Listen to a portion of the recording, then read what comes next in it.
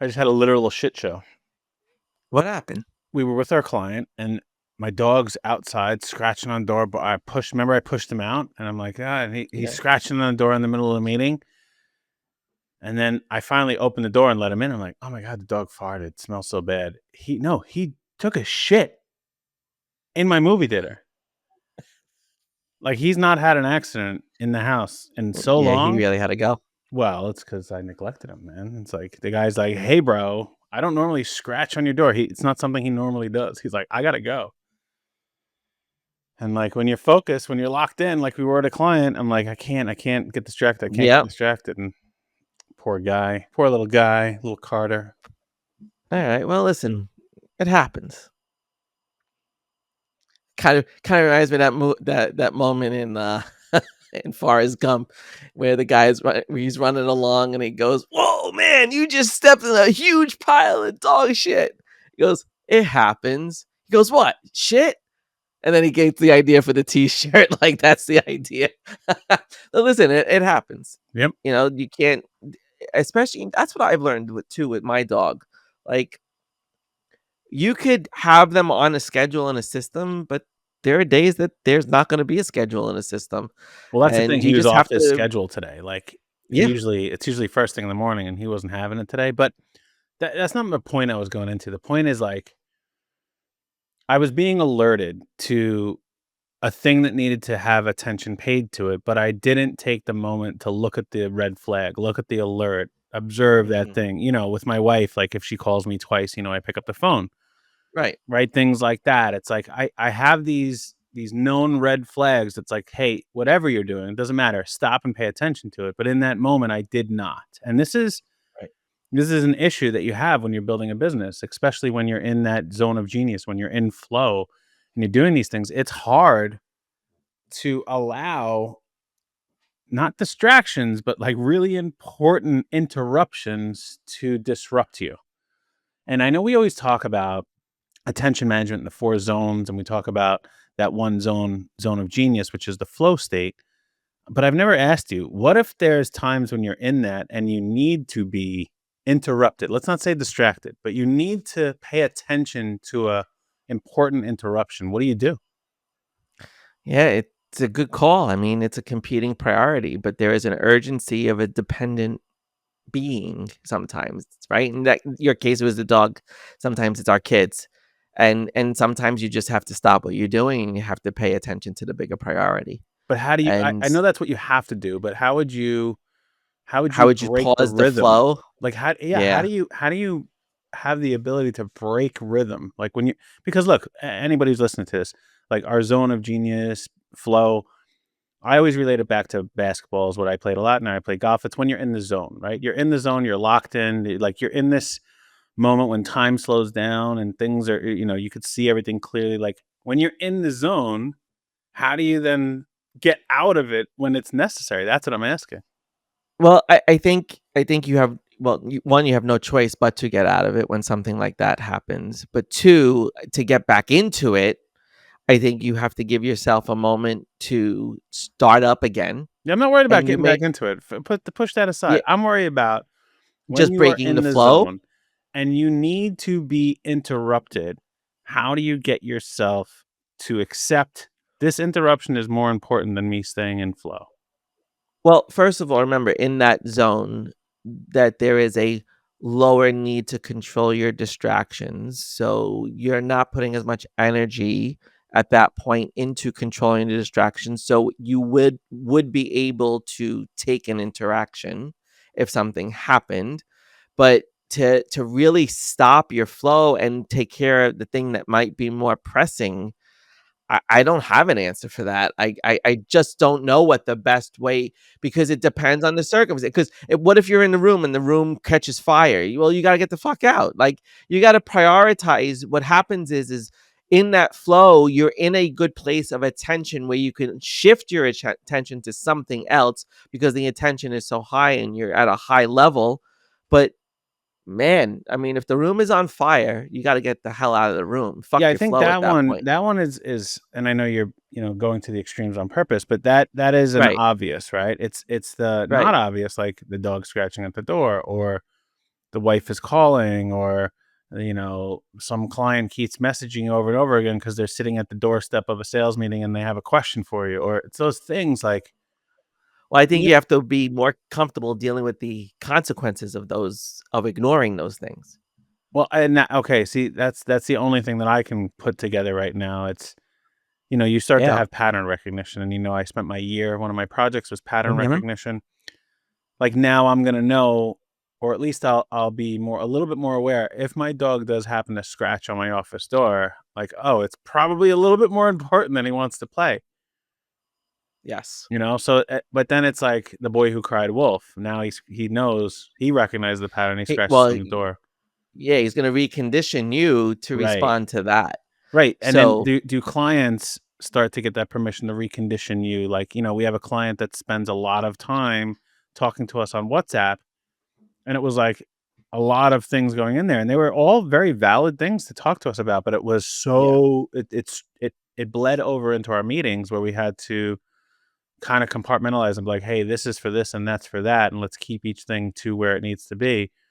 So it's when you're starting to break your non-negotiables, and that's kind of what being in the zone is you've created a subconscious non-negotiable for yourself. If I'm going to stay here and do this thing because I'm in it, it's when do you start to recognize the pattern of like, okay, this is a moment I can give myself permission to cut out of it without allowing the outside to think this is a consistent ability to penetrate this. Brene Brown talks a lot. I watched her on a podcast with Stephen Bartlett recently, and she was talking about you need these boundaries, right? You have to have boundaries, Mhm. Mhm. but your boundaries need to be permeable. Yes.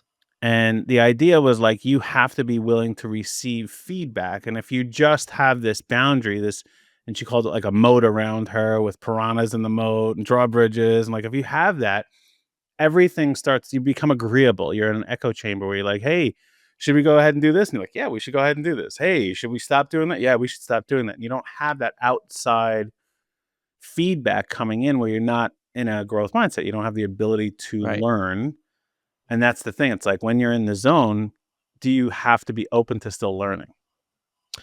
Yeah, I think that's a good question, right? When you're in that zone, and remember, you're in that zone, you're in that flow, you've been in that state for a little while, right? So we're talking about maybe 3 hours has gone by, Mhm. and you have to be like, "Oh shit, 3 hours has gone by. I would neglected my dog for 3 hours," right? So like when you're in that zone of genius, if you're in it for 2 3 hours, then yes, something has to stop that flow at that point because there's other things that are pressing, and you have to be willing to accept that. Well, I think Or that one we deal with all the time, and I think we're good at it. I mean the one when you're in flow for 20 minutes. mm, That's what I'm saying is I think you yeah, have that's to. the tough one. Right, that's the thing is like you've almost just gotten into flow, and then you're like, Yep. this is an interesting conundrum that I never thought about before today. Yeah, It's well, like because so many times you will give in to the thing that is grabbing for your attention at that moment, not when right? I'm in the zone, and not when most people are in the zone because you're locked What in. because you're locked in, right? But that doesn't okay, so being locked in for me doesn't mean that I'm ignoring what else is going on around me completely. Right? Like you're still aware, you still have an awareness. Okay. You're not comatose. You have an awareness of what's going on around. You may not be aware of the time or Mhm. the amount that you're investing in it, but there is a level of awareness that still exists that still has to respond to whatever stimulus is out there. I mean, and if you're in that zone and yes, it's been 20 minutes, but there's a stimulus that is grabbing your attention, that now your attention is no longer at that highest level. You've reduced your flow state and you have to now figure out, well, will I be able to get back into it or not? And if you take this thing, right? Because sometimes you can remain in flow, right? If you hear the dog, like think about it this way. Think about like if you were had headphones on, okay, and you were listening to something, you were concentrating very much on listening to that, and the dog walked in the room because she needed or he needed to go outside.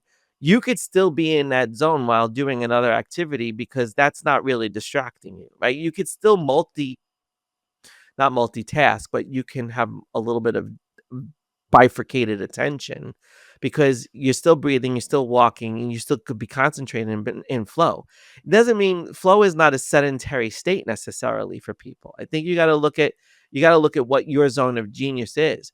Like, some people tap into their zone of genius when they are doing a physical activity, when they are walking, when they are concentrating on something. I think it depends on how you manage that environment of what flow is for you, because Well, you and could that, but still that's be in flow and do something else minor, like letting the dog outside. yeah, that's exactly what I'm talking about, is managing the flow state, managing the being in Yeah. the zone. This is what I'm talking about. I don't think we've ever talked about this. I don't think it is Yeah. talked about, as managing when you're in the zone, managing in that flow state. There's always the end of it that we all deal with, which is like, I've been in this too long and I have other shit to do. That one is kind of regular for Hmm. everybody. But Right. it's the one in the middle, because even like you're saying, if you're listening to something and a dog comes, I don't listen to podcasts. I watch podcasts, which is one of the reasons Right. I always wanted ours on video, right? And the reason I do that is so I could stay in the zone. And I Correct. watch them in my family room. Maybe I should switch to my movie theater and watch them, because I'll get less distracted. But I watch them in my family room, and my kids are getting older, so they tend to come down later at night and they interrupt me. And what I've learned is, I've tried to have it on in the background still and pay attention, but I can't. So I would have to rewind it, and then I wouldn't know what point to rewind it, and then I watch things. So now I've learned, when they come in there, if it's beyond a "Hey, Dad, how you doing?" and I'm like, "Good," then if there's any continued conversation after that, I hit pause, and Right. I'm able to leave that flow state, pay attention to them, and then come back in. Now that is a condition that I was interrupted, okay? Like, Right. I have put myself in an environment where distractions are allowed to come in. It's not feedback, it's just distractions are allowed to come in Correct. that moment. When I'm in my office and my dog is outside a locked door, I have already put up that boundary of, you can't come in. So this is an Right. interesting thing. It's like, all right, if you're allowing for distractions or you're not, that's the one I care about. I'm not allowing for the distraction. So it's almost a cross between that zone of genius and the productive work. It's kind of like where you're controlling the distraction a little bit. But then you've been interrupted, and it's a valid Hmm. interruption that you have to take care of. It's something that Yeah. I've never explored, and I think it's gonna explore it. Well, the good news is, I needed to be in flow for this podcast, and the dog has been taken care of. He's been walked. I apologized to the poor little guy, gave him a little treat, and now he is in his crate, which, any of you listening, he actually loves his crate. It's his home. It's his Right. little Yeah. that's his It's a his little, safety. It's a safety safety place. safety So, room. no Yep. interruptions for this. Anyway, what a But weird way to yeah, I start a mean, podcast. listen, it's a very good conversation, but it's true. Like, I like the way you explained it with the podcast. You allowed for the interruption by hitting the pause button. And if you can pause your flow, some people can, some people may not be able to. It depends on what state of flow you're in, what you're working on, what specifically it is that's contributing to that flow. But remember, the thing that is really contributing is that you are locked in and laser focused on what you're doing. And as long as you can maintain that laser focus, you can stay in that state of flow. If you can't, you have to pause on it and try to come back to it. And I don't think there's any easy answer to it, but it's an interesting one. It is interesting. And, we were talking earlier with a client about compartmentalization of when you're doing these Yeah. things, and each one of those is Yep. when you're in the zone for a different thing, whether it's a different business or a different mode, dad mode, and, husband mode and work mode, and you're in the zone in those things. And through this conversation, I just started to realize something, which is, because you said, it's, if you can be interrupted and go back into flow, it's a good thing. The reason that has come to me naturally, and I've been able to compartmentalize and be in the zone here and be in the zone there, is basketball. I spent a decade training on basketball, and you have to be in the zone, but you have to be aware of what's happening on the court and who's happening, what the score is, and what the thing is. But then you have to lock in when you're defending somebody. You have to lock in on that Hmm. guy. You still have to be open to knowing what's happening in the surroundings, but you're locked in on this guy and his footwork and which way he's going to move and what do I have to defend and can I take a foul and all these different things. And then you instantly have to pivot. Now I'm on offense. Okay, on offense, I need to be in this place. And once you catch that ball, you're in the zone and hit the thing. And then when you're on the free throw line, it's either really, really quiet compared to what it normally is, or louder than it normally is. And you have to lock in there. Mhm. But as soon as the ball leaves your hand, you have to get out of the zone and know, like, all right, I have to go for the rebound or backtrack on defense or whatever it is. And I think that ability from basketball is carried over into my business life. And the same happens on the golf course.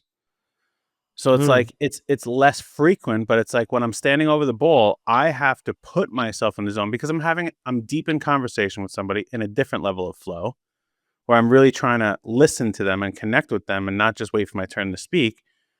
And sometimes it's business and sometimes it's fun.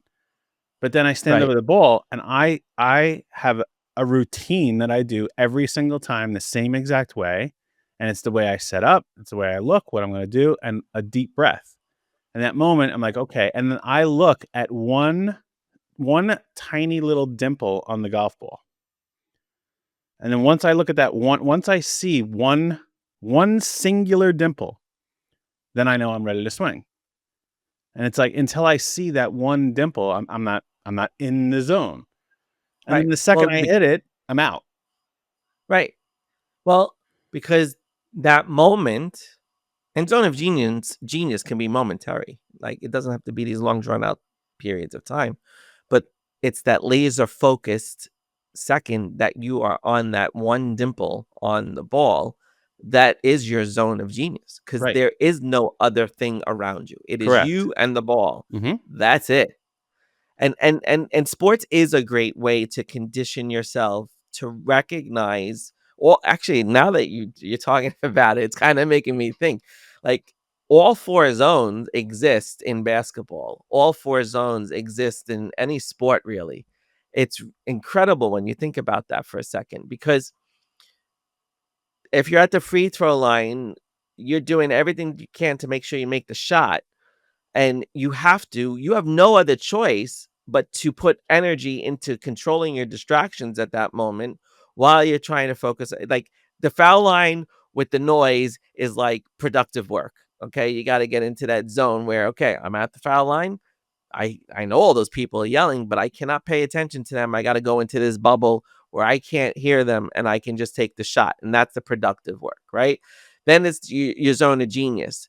You are so laser focused on that net from the free throw line. It doesn't matter that people are making noise, because in that moment, you're locked in on what the prize Right. is. The scatterbrain would be like, I'm not sure. Am I supposed to shoot now? Is this the time to shoot the ball? Right. And then the visualization is all right, I'm working up the court, I'm dribbling the ball. All right.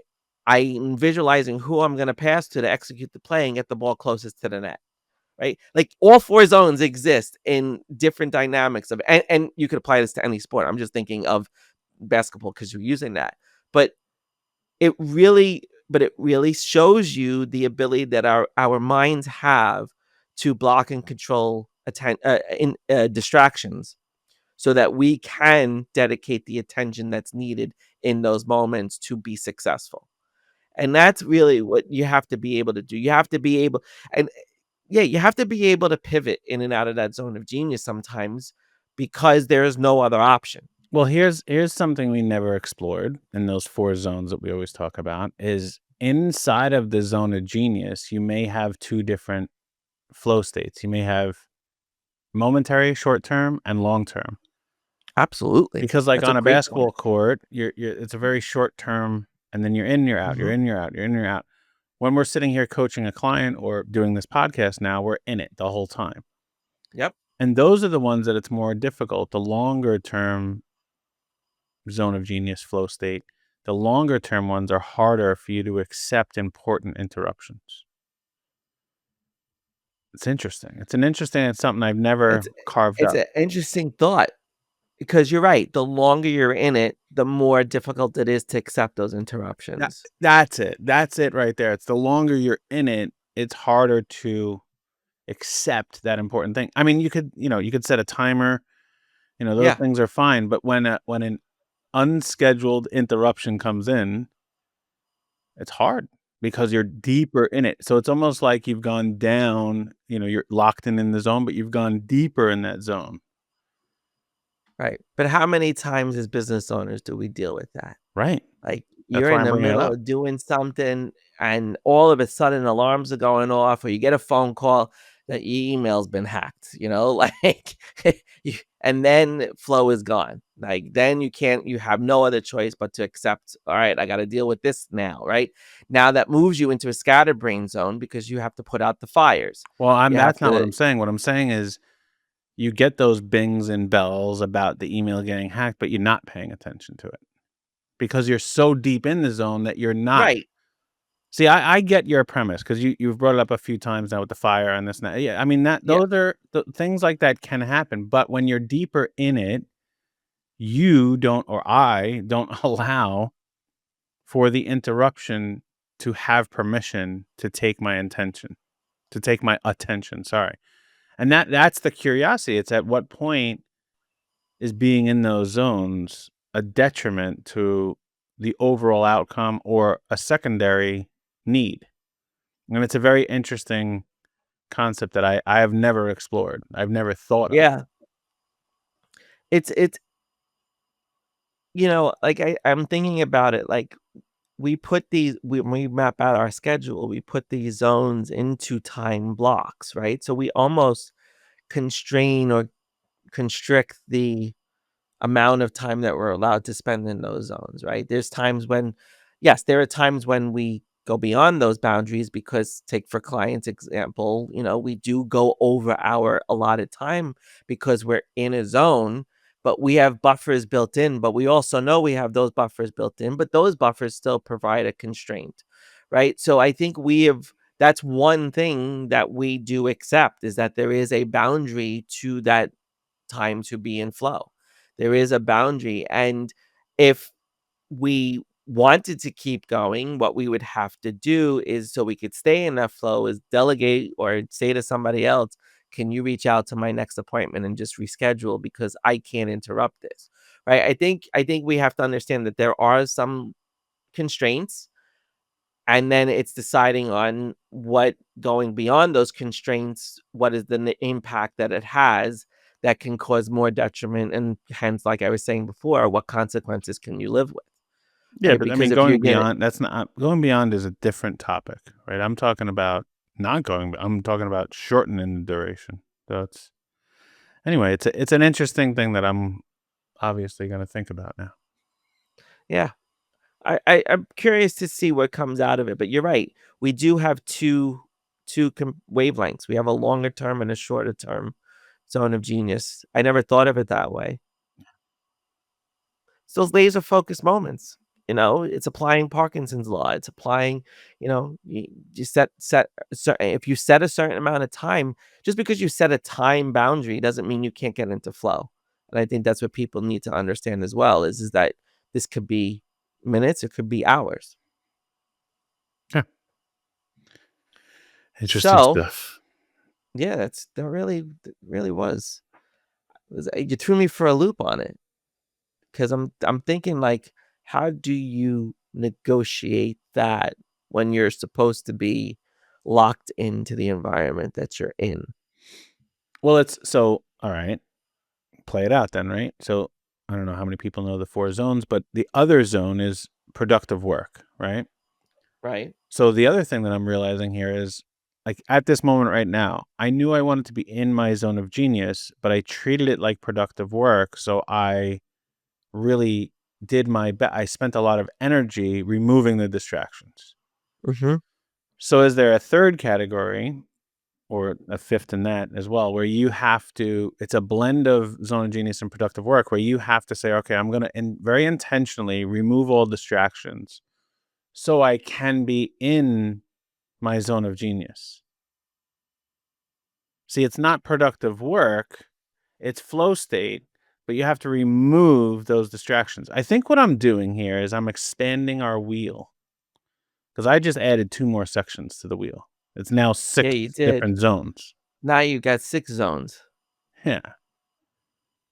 You've got a short-term and a long-term zone of genius, hmm and you've added this middle space where there is intentional blocking of distractions to enter the zone of genius. Yeah. To not enter it, but to be able to live in it for a period of time Yeah. that you've previously chosen.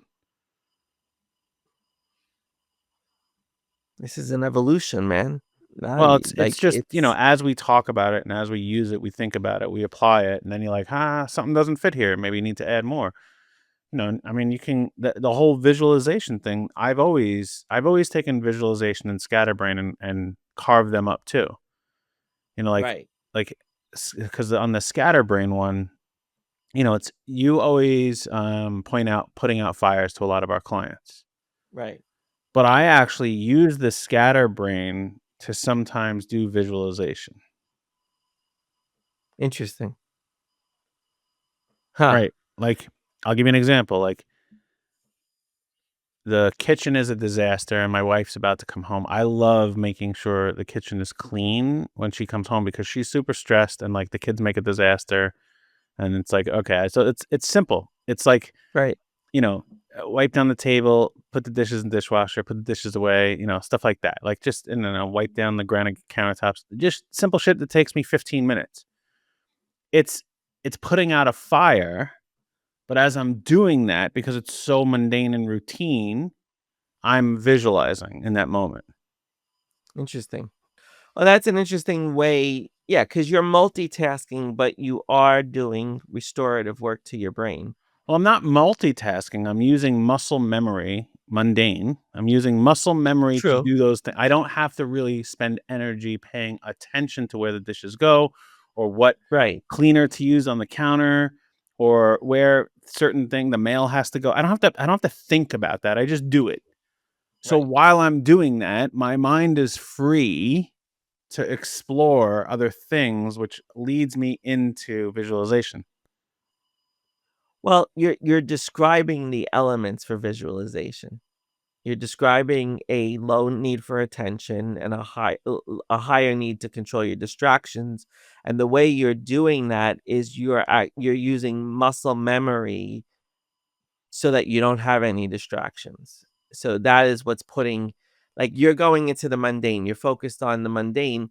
The mundane is not distracting, it's just fluid. There's a fluidity to that as well. So you are describing more visualization, but I see your point around the scatterbrain piece is you're attacking a problem, you're putting out a fire.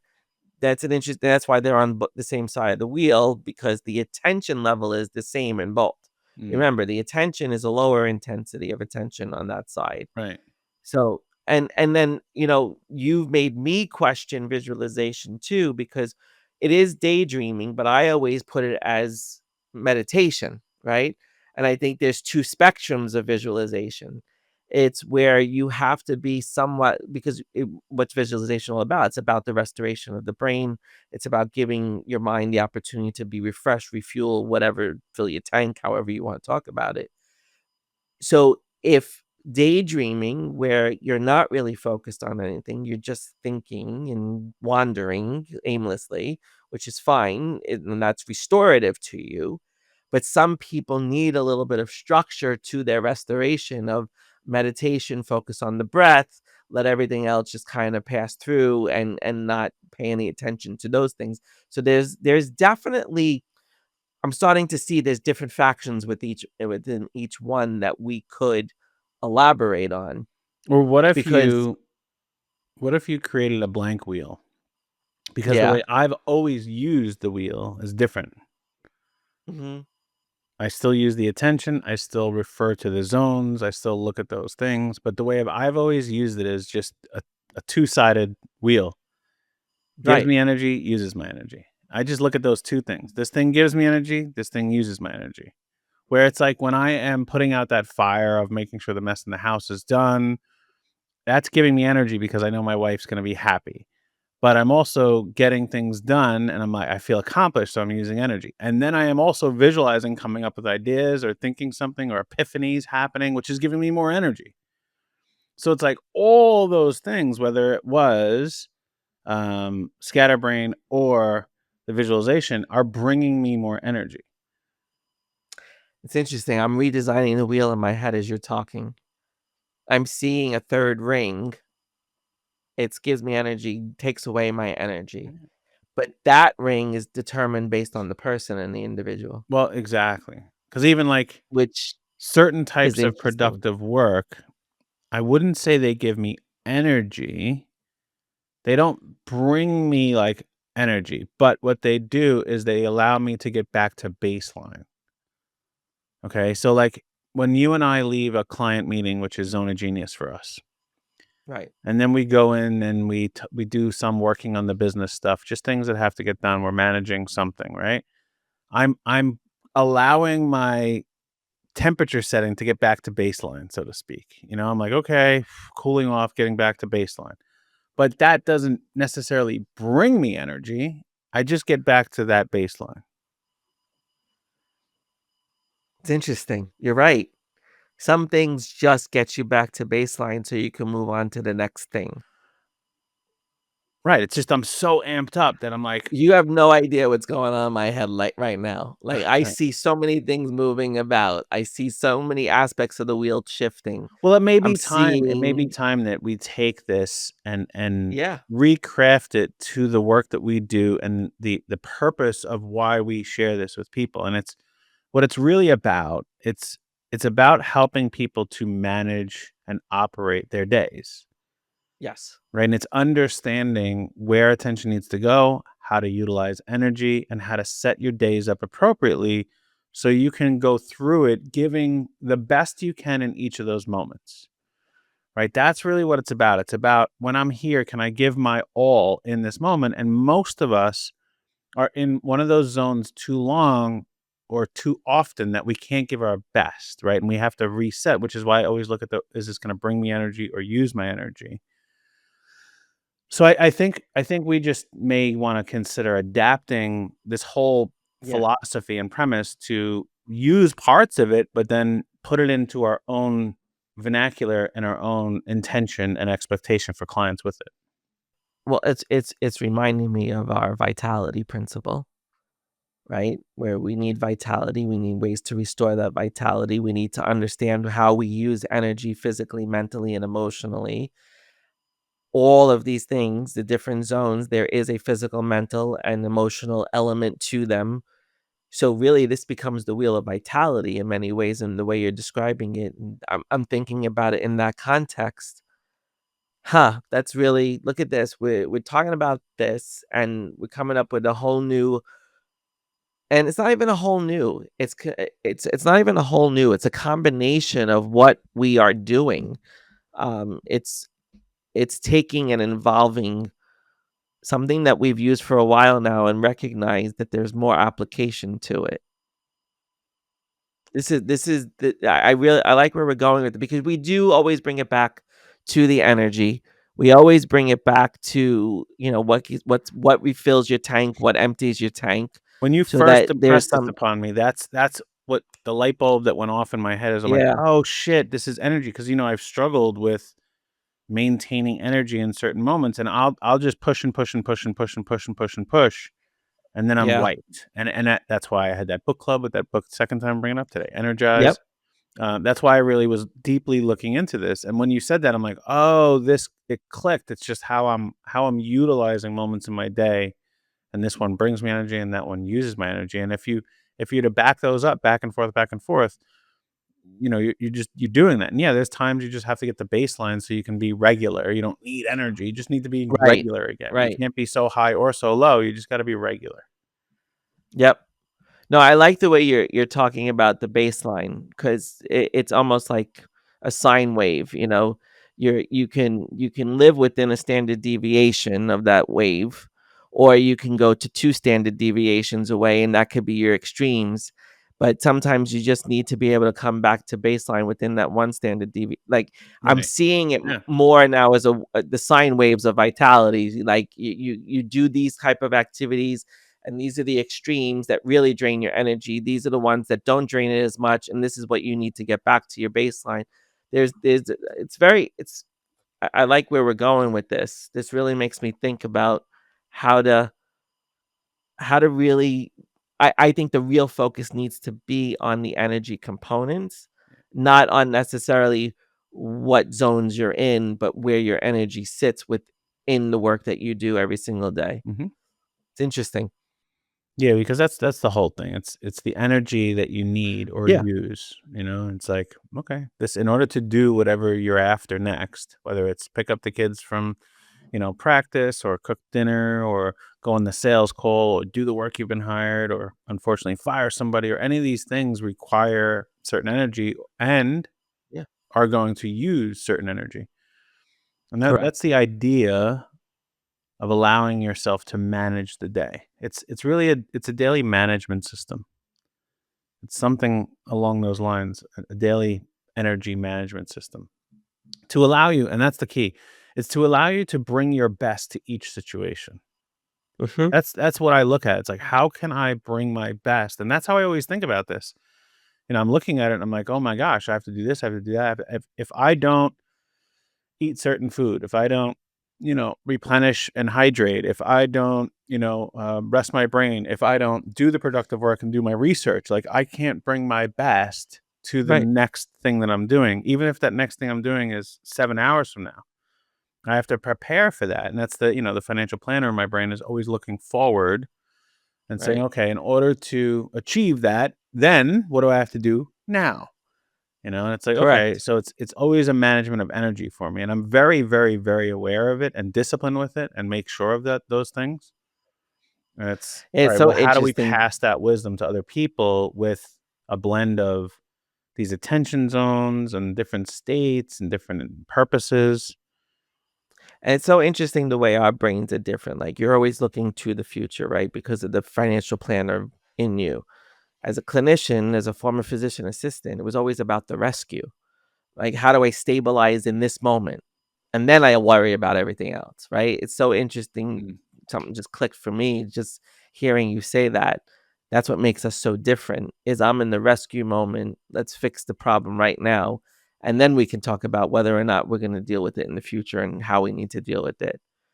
But it's those rescue moments that sometimes we don't have the energy for to do the bigger thing, right? You Also, need to be medicine's able. different.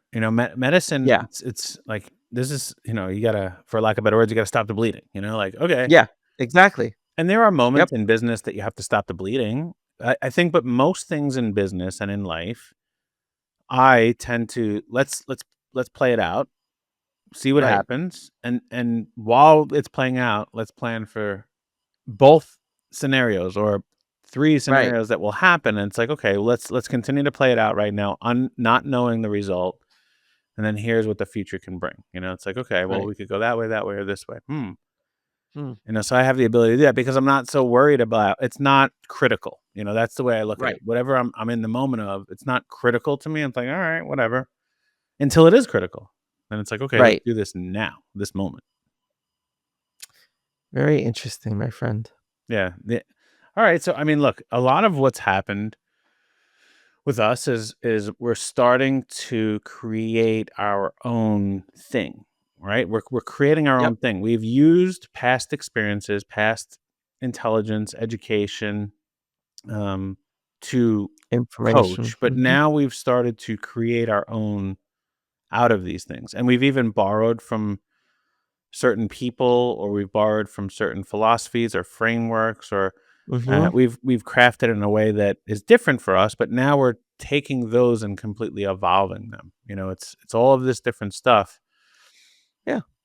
Well, listen, innovation. It's innovation. You just keep innovating on top of what somebody else that's what the key to success is and the key to growth is you gotta innovate over something that or make something better that existed, Yeah, but the and that's what unique we get thing to that we do. have, the unique ability. Let me rephrase that. The unique opportunity that we have in front of us is to curate this in a way that is very useful to the world Yeah. without having to sit in front of us each and every day and get coached. Mhm. That's the unique opportunity we have in front of us. These things, these principles, and the morning meeting protocols, and the value sets, and understanding this attention, and like the simple life protocol, like all these different things that we have, like they really work very, very well, and they're very, very useful. It's just how do you, without having to spend 5 or 6 months with us and spend 25, $35,000 with us, can you put all of this down into a book? Yep. Then now people are like, shit, that is very useful. Yeah, I'm seeing this book evolve into something else. Well, we've looked at the book multiple times as we have two really good books, but they have to be recrafted to be more useful, right? Um, Yeah, as standalones, they're good, but we use both methodologies. But now, as we keep adding, not adding, as we keep realizing other parts of the things that we do are very connected to those things as well, it would be a shame not to share them simultaneously with people. correct. No, I agree. And it's starting to craft. How does that whole thing look? Where it's like Look, if I owned that book and if I gave that book to my son and he read the book, he's like, okay, now I get it and I can go take action. yep, 100%. See you later. All right, ciao.